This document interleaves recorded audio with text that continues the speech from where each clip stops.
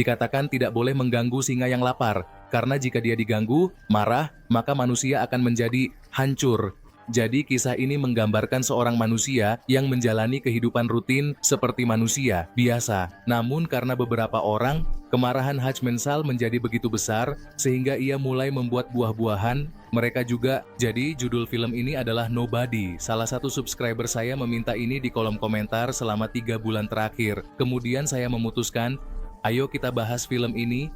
Jadi di awal cerita, ruang interogasi ditampilkan di mana kita dapat melihat karakter utama dari cerita ini, Hajj-Mensal.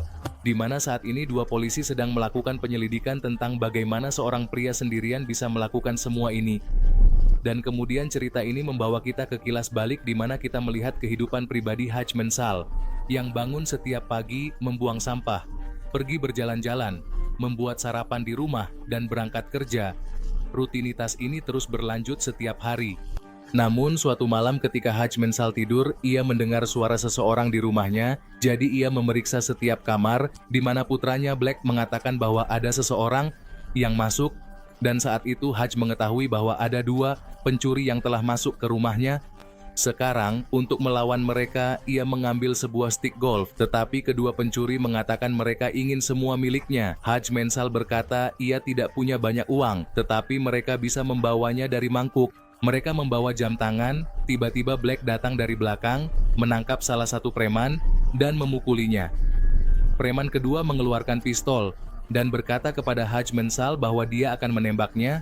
Sekarang dia pasti memiliki kesempatan untuk mengalahkan kedua penjahat, tetapi entah mengapa, dia mengatakan kepada Black untuk membiarkan mereka pergi, dan memberi mereka kesempatan. Akhirnya kedua penjahat itu melarikan diri.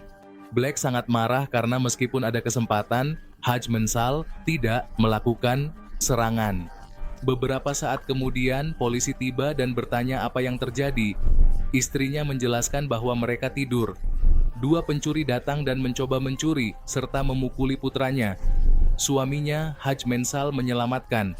Polisi mengatakan bahwa jika pencuri masuk ke rumah mereka, Hajj punya kesempatan untuk melawan satu teman. Memang penakut, namun Hajj-Mensal memikirkan ini. Tapi yang bisa dia lakukan karena nyawa putranya, Black, dalam bahaya.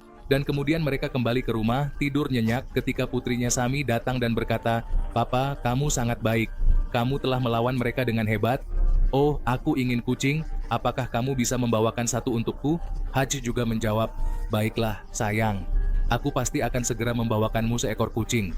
Dan keesokan paginya, rutinitasnya yang sama, membuang sampah, berolahraga, dan membuat sarapan di rumah.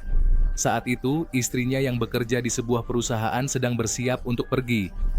Pada saat yang sama, Black datang dengan wajah yang bengkak, dan berkata kepada ayahnya bahwa dia harus membuat sebuah tesis tentang kehidupan seorang agen militer di sekolahnya.